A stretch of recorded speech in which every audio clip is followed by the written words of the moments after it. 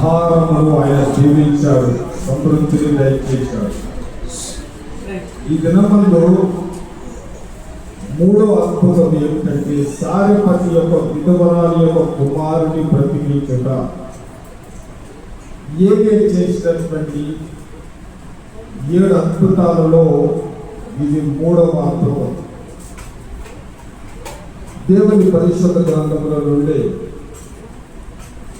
మొదటి రాజుల గ్రంథము 17వ అధ్యాయం 22వ వాక్యాన్ని మనం చదువుకుందాం. యెహోవా ఏలియా చేసిన ప్రార్థన ఆలకించి ఆ చిన్నవానికి ప్రాణము మరణ రాణించినప్పుడు వాడు బ్రతికలు. చిన్న ప్రార్థన చేస్తున్నాం. మమ్మల్ని మిగిలిగా ప్రేమించిన మా ఆరాధ దైవమా, నీకు వందనాలు, స్తుతులు నాయన, స్తోత్రములు.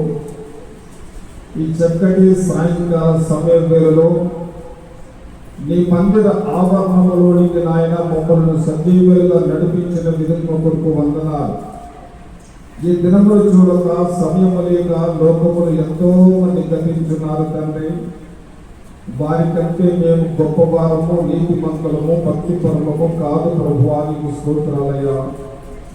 ఏ మంచి లేని మమ్మలను తండ్రి మీరు ప్రేమించి ఈ దినము ఆయుస్సును పొడిగించిన నీ ప్రేమ కొరకు వందనాలు చెల్లిస్తున్నాం.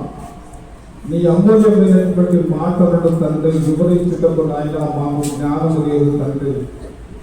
నీ మాటలు ఎంతో అమూల్యమైనటువంటిది ప్రభువా, నీకు స్తోత్రము తండ్రి. దయమైన అట్టి మాటలు ప్రభువా మా నోట మీరు ఉంచండి. బలహీనులైనటువంటి నన్ను బలపరచండి.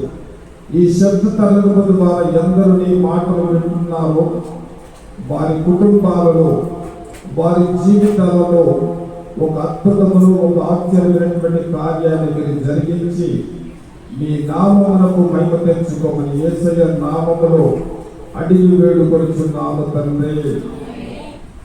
ఇక్కడ చదవబడినటువంటి వాక్య భాగములు మనం గమనిస్తే ఏలియా బిడ్డ కొరకు ప్రార్థన చేసినప్పుడు ఆశ్చర్యకరంగా ఏలియా చేసినటువంటి ప్రార్థనను ఆలకించి వెడలిపోయినటువంటి ప్రాణములు తిరిగి ఆ బిడ్డలోనికి దేవుడు ప్రవేశపెట్టినట్లుగా, అతన్ని బ్రతికించినట్లుగా మనం చూస్తాం. ఇది నిజముగా ఒక ఉన్నతమైనటువంటి అద్భుతం.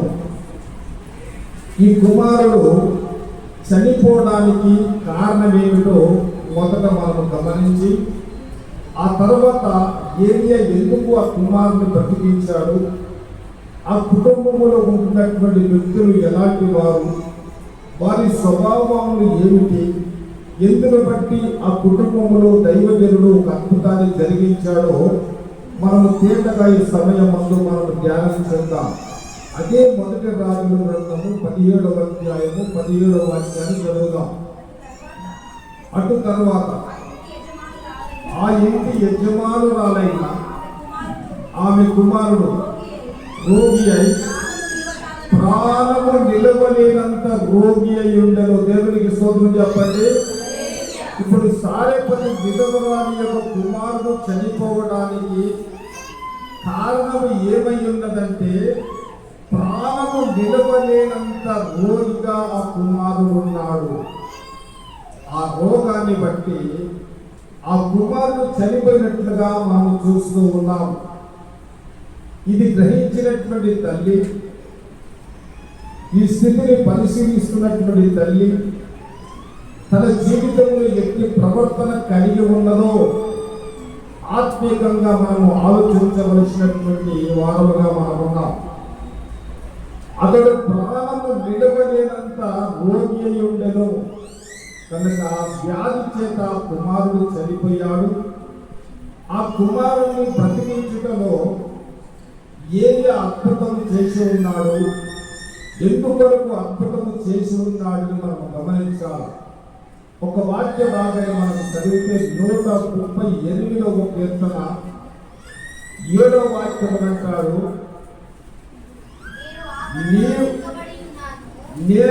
నేను ఆపదలో చిక్కబడి ఉన్నప్పుడు నీవు నన్ను బ్రతికించితివి. కుమారుడు ఏ విధముగా ఉన్నాడంటే ఒక ఆపదలో ఉన్నాడు. ఇక్కడ భక్తుడు మొదలుపెడుతున్నాడు, ఆపదలో నేను ఉన్నప్పుడు నీవు నన్ను బ్రతికించిదివని చెప్పి ఆయన జ్ఞాపకం చేస్తూ ఉన్నాడు. నా ప్రియమైనటువంటి ఆత్మీయ బిడ్డలారా, మరి ఈ సారెపతి విధవరాలు యొక్క కుమారుని ఈ ఏలియా భక్తుడు అద్భుతం చేసి బ్రతికించడానికి కారణం ఏమిటి అని మనము ఆలోచన చేస్తే మొట్టమొదటి పాయింట్ మనం గమనిస్తాం. మొదటి రాజుల గ్రంథము 17వ అధ్యాయం 18వ వాక్యాన్ని చదువుదాం. ఆమె ఏలియాతో, దైవజనుడా, నా వద్దకు నువ్వు రానిమిత్తమేమి, నా పాపమును జ్ఞాపకము చేసి నా కుమారుని చంపుటకై నా ఇంటికి వచ్చితివా అని చెప్పి దైవజనుని ప్రశ్నిస్తూ ఉంది. ఇక్కడ చాలా జాగ్రత్తగా గమనించండి. కుమారుడు ప్రాణము నిలవలేనంత రోజుగా మార్చబడి చనిపోవడానికి గల కారణం ఏమై ఉన్నదంటే, ఇక్కడ తల్లి యొక్క జీవితాన్ని మనము పరిశీలన చేసి చూస్తే ఆమె పాప జీవితముగా మనము కనబడతా ఉంటాం. ఆ దైవజనుడితో అంటుంది, నా పాపమును నన్ను జ్ఞాపకము చేసుకున్నటకు నీవు నా ఇంటికి వచ్చితివా అని చెప్పి ఆమె ప్రశ్నిస్తూ ఉంది. ఈ సారెపతి విధవరాలు జీవితం ఎలా ఉంది? ఇప్పుడు ఎలా ఉందమ్మా? పాపముతో నింపబడి ఉన్నది. దేవునికి స్తోత్రం చెప్పండి. మన జీవితంలో కూడా ఒక అద్భుతము, ఒక ఆశ్చర్య కార్యము జరగాలి అంటే మొట్టమొదటిగా మన పాపపు స్థితిని మనము దేవుని సన్నిధానంలో ఒప్పుకోవాలి. మనము నీతిమంతులము కాదు. నోరు తెరిస్తే అబద్ధాలు ఆడతారు, నోరు తెరిస్తే బూతులు మాట్లాడతారు, నోరు తెరిస్తే మోసకరమైనటువంటి స్థితిలో మనము ప్రవర్తిస్తాము. మన ప్రవర్తనను సరి చేసుకోలేనటువంటి స్థితిలో మనం ఉన్నాము. భర్తను ఏ రీతిగా గౌరవించాలనో, భార్యను ఏ రీతిగా ప్రేమించాలనో, పిల్లల్ని ఏ విధంగా సన్మానించి వారి పద్ధతులను నడిపించాలనో, ఇవన్నీ చేసేది ఏమిటంటే నోరు. కాబట్టి ఆమె నోటితో ఒప్పుకుంటుంది, నా పాపాలన్నీ కూడా నువ్వు జ్ఞాపకం చేసుకున్నట్టు నీవు నా ఇంటికి వచ్చిదివా. ఆ కుమారుని బ్రతికించుటకు తల్లి స్థితి ఎలా ఉందంటే పాపపు స్థితిలో ఉన్నది. ఆ దైవజనుడితో చెప్తూ ఉన్నది, నేను నిజముగా పాపినని ఒప్పుకున్నది. కాబట్టి ఆ ఇంటిలో ఏమి జరిగిందంటే ఒక అద్భుత కార్యము జరిగింది. దేవునికి స్తోత్రం చెప్పండి గట్టిగా. మొదటి యోహాను రాసిన పత్రిక 1వ అధ్యాయము 9వ వాక్యాన్ని మనం చదివినట్లయితే, మన పాపములను మనము ఒప్పుకొని ఎడల ఆయన నమ్మదగిన వాడు గనుక, నీతిమంతుడు గనుక ఆయన మన పాపములను క్షమించి సమస్త దుర్నీతి నుండి మనల్ని పవిత్రపరచును. దేవునికి స్తోత్రం చెప్పండి. మనము పవిత్రపరచబడటానికి ముందు మొట్టమొదట మనం ఏం చేయాలా? దేవుని యొక్క సన్నిధానంలో మనం ఏమి చేయాలి అంటే మన పాపాలు ఒప్పుకోవాలి. ప్రతిరోజు కూడా తలంపుల ద్వారా, ఆలోచన ద్వారా, నడకల ద్వారా, చూసే చూపుల ద్వారా మనము పాపములో పడిపోతూ ఉంటాము. ఇది మనము గ్రహించము, ఇది మనము ఆలోచన చెయ్యము. మాకంటే నీతిమంతులు లేరు అని మనం అనుకుంటాము. కానీ తెలియకుండా ఈ పాపపు ఆలోచనలన్నీ కూడా మన హృదయంలో నింపబడతాయి. కాబట్టి ప్రతిరోజు కూడా ఆయన సన్నిధానంలో మన పాపములను ఒప్పుకోవాలి. దేవునికి స్తోత్రం చెప్పండి. ఇక్కడ చాలా జాగ్రత్తగా మనం గమనిస్తే ఆమె ఎప్పుడైతే నేను పాపినని ఆమె ఒప్పుకున్నదో అప్పుడు దైవ సేవకుడైనటువంటి ఏలియా చేసినటువంటి కార్యాన్ని మనం చూద్దాం. మొదటి రాజుల గ్రంథము 17వ అధ్యాయము 19వ వాక్యాన్ని మనం చదువుదాం. అతడు నీ బిడ్డను ఏ బిడ్డ రోగముతో చనిపోయినటువంటి నీ బిడ్డను నా చేతికి ఇమ్మని చెప్పి ఆమె కవిగిటిలో నుండి వారిని తీసుకొని ఆయన ఉన్న పై అంతస్తు గదిలోనికి పోయి తన మంచం మీద అతన్ని పరుండబెట్టును. దేవునికి స్తోత్రం చెప్పండి. పిల్లవాడిని దైవ జనులు ఏమి చేశాడంటే తన గదిలోనికి తీసుకొని పోయారు.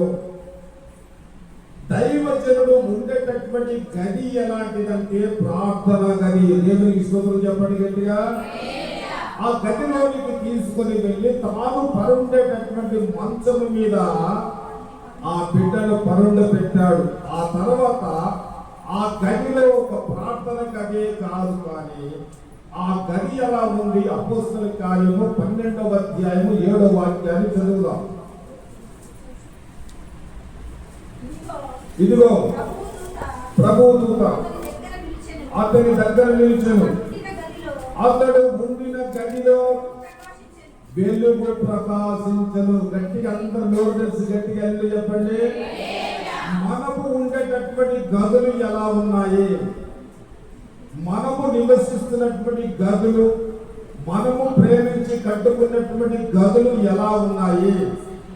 ఈ దైవజనుడు నివసించేటటువంటి గది ప్రార్థనా గది, ప్రార్థనా మందిరము, ప్రార్థన చేసుకునేటటువంటి గది. అంతేకాదు కానీ ఆ గదిలోనికి ఏమొచ్చిందంటే వెలుగు ప్రకాశించింది. దేవునికి స్తోత్రం చెప్పండి. ఎప్పుడైతే వెలుగు ప్రకాశించిందో ఆ బిడ్డ కొరకు దైవజనుడు ప్రార్థన చేస్తూ ఉన్నాడు. మనం ఇప్పుడు చదువుతున్నాము కదా 17:22లో యెహోవా ఏలియా చేసినటువంటి ప్రార్థన ఆలకించి ఆ చిన్నవాని ప్రాణమును మరలా రానిచ్చినప్పుడు ఆ బిడ్డ బ్రతికెను. దేవునికి స్తోత్రం చెప్పండి.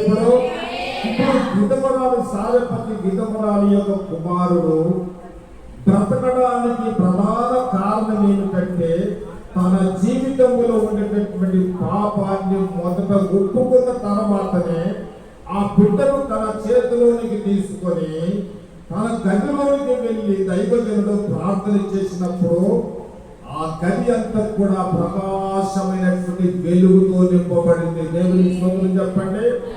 అక్కడ వెడలిపోయినటువంటి ప్రాణాన్ని దేవుడు ఏం చేశాడంటే ఆ బిడ్డకు మరలా దయచేశాడు. దేవునికి స్తోత్రం చెప్పండి. ఇప్పుడు ఆ బిడ్డ బ్రతకడానికి గల కారణం ఏమిటి? అమ్మ అంత మూడు గట్టిగా చెప్పండి, నాకు వినపడదు. పాపములు ఒప్పుకున్నది.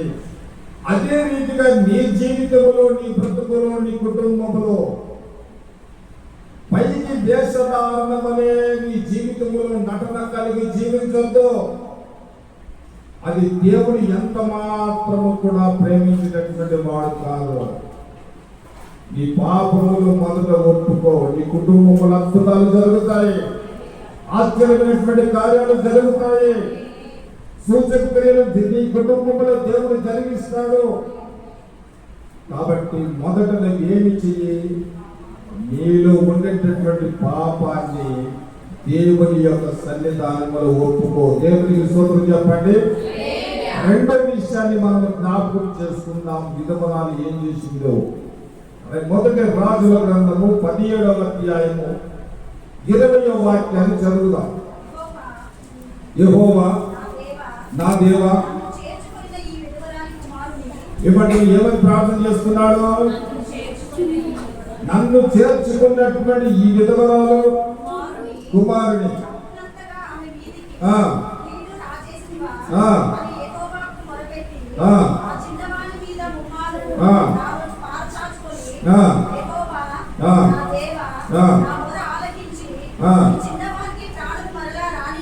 ప్రార్థించినప్పుడు ఆశ్చర్యకరంగా ఆ బిడ్డను బ్రతికించాడు. రెండో కార్యము ఏమి చేసింది ఈ విధవరాలంటే సేవకుని తన ఇంట చేర్చుకున్నది. దేవునికి స్తోత్రం చెప్పండి. ఈ రోజులలో అలాంటి భక్తి కలిగినటువంటి విశ్వాసమైనటువంటి వారు ఉన్నారా? సేవకుడు ఒకవేళ కంటబడితే, ఎక్కడ ఇంట్లోకి వస్తే ఒకవేళ ప్రార్థన చేస్తే ఏదో ఒకటి ఇవ్వాలి. ఒకవేళ రాకపోతే మీరు చేసిన ఇంట్లో అద్భుతం జరగడానికి, ఆశ్చర్యమైనటువంటి కార్యాలు జరగడానికి దైవజనుని తన ఇంట చేర్చుకున్నది. ఒక మాట మనం చదువుకున్నాము. లూకా సువార్త 10వ అధ్యాయం 38వ వాక్యాన్ని చదువుదాం. లూకా సువార్త 10వ అధ్యాయం 38వ వాక్యం.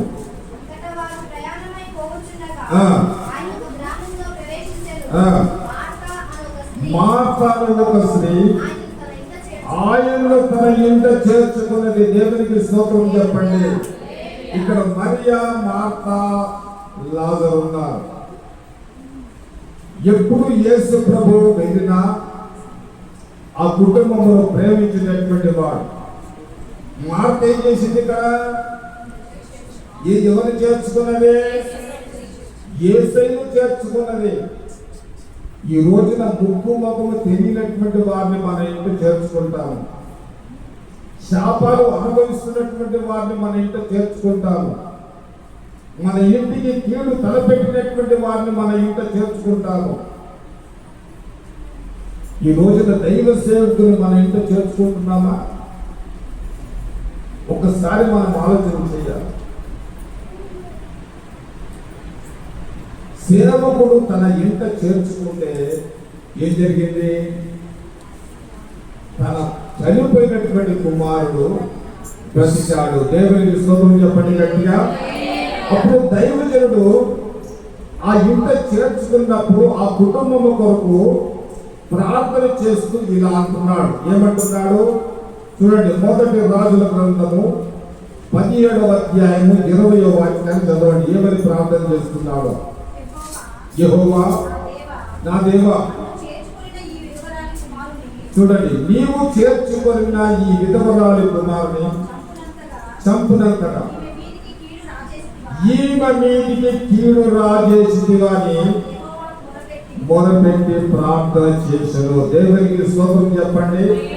ఇప్పుడు ఆ ఇంటి మీద ఏముంది అంటే కీడు ఉంది. ఆ ఇంటి మీద దుష్ట సంబంధమైనటువంటి క్రియ ఆవరించి ఉంది. సాతాను యొక్క శక్తి ఆ గృహమును ఆవరించి ఉంది. దైవజనుడు ఆ ఇంట చేర్చుకున్న కూడా ఆ ఇంటి మీద ఉండేటటువంటిది ఏమిటో గ్రహించి ఆ ఇంటికి కీడును కలగజేసేటటువంటి ఒక శక్తి ఆ ఇంటిని ఆవరించి ఉంది. అప్పుడు ఆయన ప్రార్థన చేసుకున్నాడయ్యా, నన్ను చేర్చుకున్నటువంటి ఈ విధవరాలికి నాయన కీడు వస్తుందయ్యా. ఆ కీడు కలగజేసేటటువంటి వాడు ఆవరించి ఉన్నాడు తండ్రి, వారిని దూరపరచు.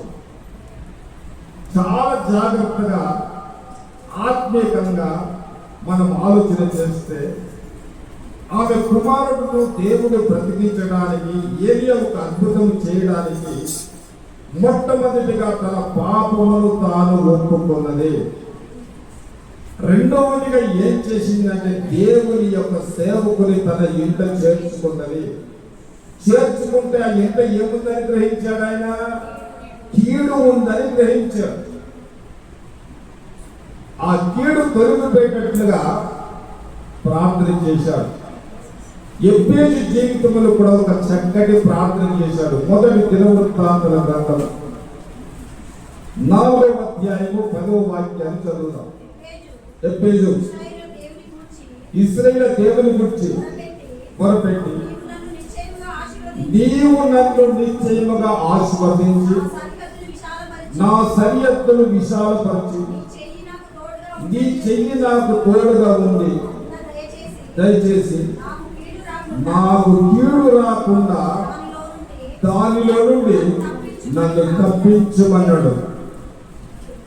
ఎక్కడ నుండి తప్పించమన్నాడు? కీడు నా జీవితంలో నా ఎదుట ఉంచబడి ఉందయ్యా,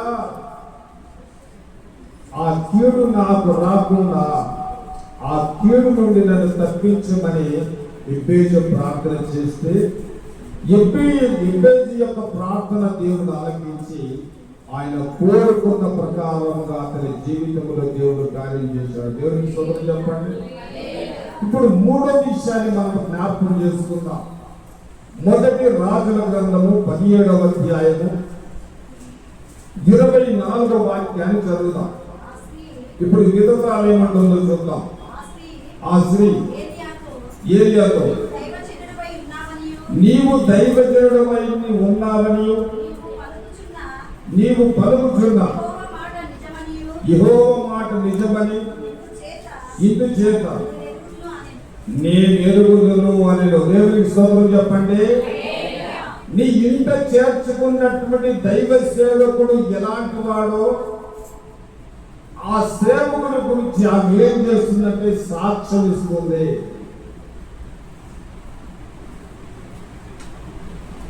ఏ సేవకుల ద్వారా నువ్వు ఉపదేశాన్ని పొందుతున్నావో, ఏ సేవకుల ద్వారా నువ్వు వాక్యములు వింటున్నావో ఆ సేవకుల గురించి నువ్వు సాక్ష్యం చెప్తున్నావా?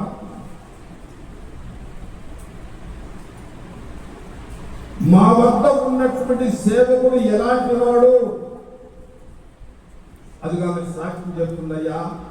నువ్వు మాట్లాడేటటువంటి మాటలను బట్టి, నువ్వు పలుకుతున్నటువంటి మాటలను బట్టి నువ్వు దైవ సేవకుడు అని నేను గుర్తించానని చెప్పి అవి పలుకుతూ ఉండే.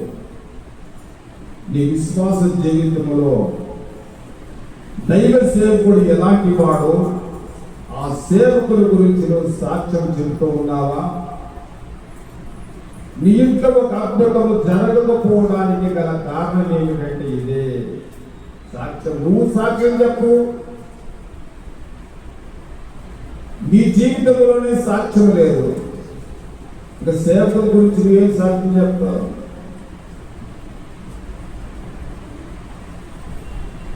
ఒక ఆత్మ రక్షింపబడాలి అంటే కొంతమంది పాటల ద్వారా రక్షింపబడతారు, కొంతమంది వాక్యం విని రక్షింపబడతారు, కొంతమంది మనం చెప్పేటటువంటి సాక్ష్యాన్ని బట్టి రక్షింపబడతారు. ఈ మూడుట్లో ఏదైనా ఒకటి మనం కలిగి ఉన్నామా? ఆ విధవరాలు కలిగి ఉన్నది కాబట్టి ఆ కుమారుని దేవుడు బ్రతికించాడు. దేవునికి స్తోత్రం చెప్పండి. ఒక చక్కని మాట చదువుకుందాం. మొదటి సమూయేలు గ్రంథము 9వ అధ్యాయము 6వ వచనం చదువుదాం.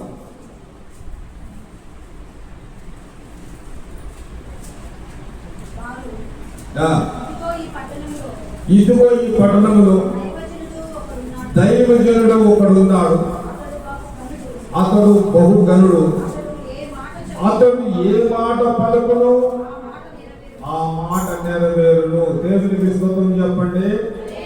ఇక్కడ సాక్ష్యం చెప్తున్నారు ఒక దైవ సేవకుల గురించి. మా పట్టణంలో ఒక దైవ సేవకుడు ఉన్నాడు, అతడు బహుగనుడు, ఆయన ఏ మాట పలుకునో ఆ మాట నెరవేరును. దేవునికి స్తోత్రం చెప్పండి గట్టిగా, చెప్పండి గట్టిగా హల్లెలూయా. ఈ మూడు రకములైనటువంటి గుణగణాలు ఈ సారపెద్ద విధవరాలి యొక్క జీవితంలో కలిగి ఉన్నది కాబట్టి దేవుడు ఆశ్చర్యకరంగా ఆ కుటుంబంలో చనిపోయినటువంటి రోగముతో చనిపోయినటువంటి కుమార్ని అద్భుతకరంగా దేవుడు బ్రతికించాడు. చాలా జాగ్రత్తగా మనం గమనించండి. కొన్ని సందర్భాలలో తల్లిదండ్రులు చేసినటువంటి పాపము బిడ్డల జీవితాలలో ఒక శాపంగా మారుతుంది. ఈ పాప జీవితము ఒకవేళ జీవించకపోతే ఆ కుమారుడు ప్రాణము నిలవలేనంత రోగిగా మారేటటువంటి వాడు కాదు. ఆమె చేసినటువంటి పాపాన్ని బట్టి కుమారుడు ఏమయ్యాడు చెప్పండి. మీకు అర్థమవుతుందో అర్థం కాదో మరి నాకు అర్థం కాదు తెలియదు. వాక్యాన్ని వింటారు, అడిగితే సమాధానం చెప్పరు.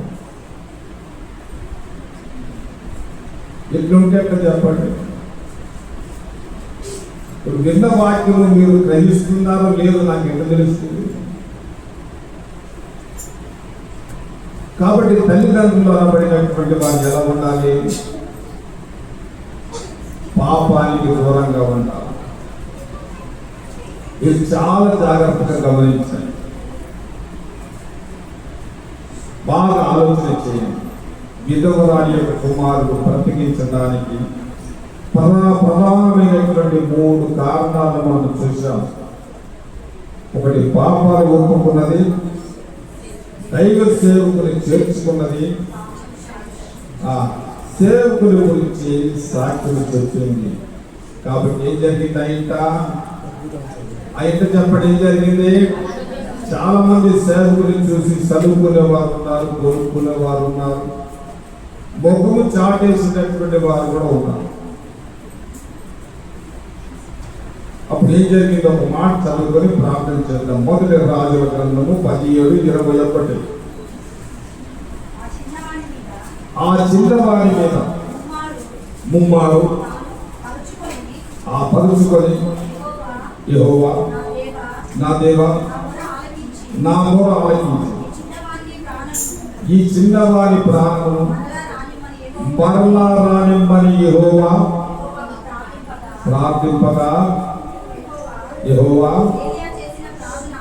ఆలకించి ఆ చిన్నవారికి ప్రాణము మరలా రానించను. దేవునికి స్తోత్రం చెప్పండి. ఇంత ఆశ్చర్యకరమైనటువంటి కార్యము ఈ సారెపతి విధవరాలి యొక్క ఇంట్లో జరగటానికి 3 కారణాలు మనం చూసాం. మన ఇంటిలో మన బిడ్డల పట్ల, మన భర్తల పట్ల,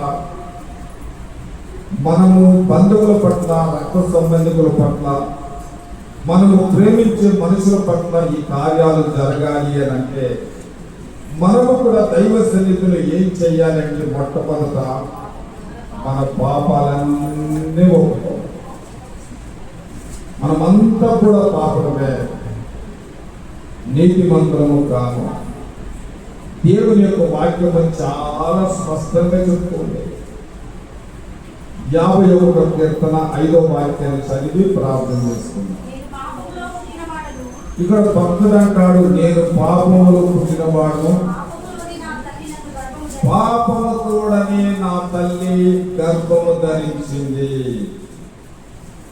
ఇప్పుడు గర్భములో ఎదుగుతున్నటువంటి శిశువు పరిశుద్ధుడా? హలో, పాపముతోని నా తల్లి నన్ను గర్భము ధరించింది అంటే ఆ గర్భములో ఉండే శిశువు కూడా పాపం. అది జన్మ పాపము. ఈ జన్మ పాపము నుండి బిడ్డ తప్పించబడాలి, కర్మ పాపము నుండి విడుదల పొందాలంటే పరిశుద్ధుడైనటువంటి యేసు రక్తములో కడగబడితే తప్ప ఆ పాపానికి విముక్తి లేదు. దేవునికి స్తోత్రం చెప్పండి. దినములకు 7 మార్లు దేవుని స్తుతించినటువంటి వాడు. చాలా జాగ్రత్తగా గమనించాను. ఒక రాజు నుండి దినములకు 3 మార్లు ప్రార్థించినటువంటి దావీదు చెప్తున్నటువంటి మాట.